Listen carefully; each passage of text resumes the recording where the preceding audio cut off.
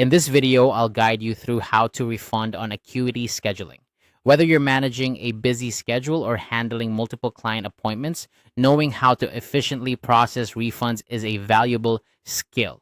Let's dive right in and break down this process step by step. First, you'll want to start by opening your Acuity Scheduling calendar. This is where you manage all your appointments, and it's also where you'll initiate the refund process. Once you have your calendar open, look for the specific appointment that you need to refund. This could be a client who has had to cancel last minute or perhaps a service that needs to be rescheduled. Click on that particular appointment to bring up its details. Next, you need to cancel the appointment. You'll see a cancel button within the appointment's details. Click on this button to proceed.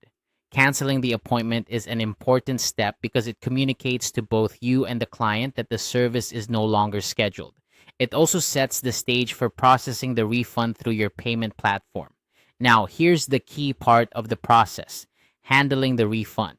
When the cancellation pop-up appears, you'll notice a checkbox option that says Refund Full Payment through Stripe, PayPal, Square.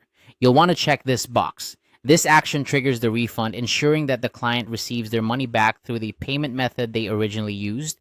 It's a straightforward process, but make sure you select the correct payment processor, whether it's Stripe, PayPal, or Square, depending on what you use for your transactions. And that's it.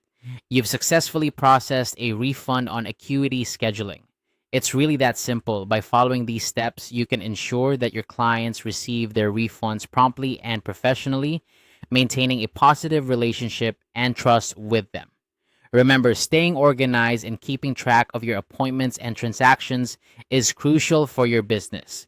Regularly checking your calendar and managing appointments diligently can prevent misunderstandings and streamline your operations. If you ever need to revisit this process, feel free to return to this guide for a quick refresher.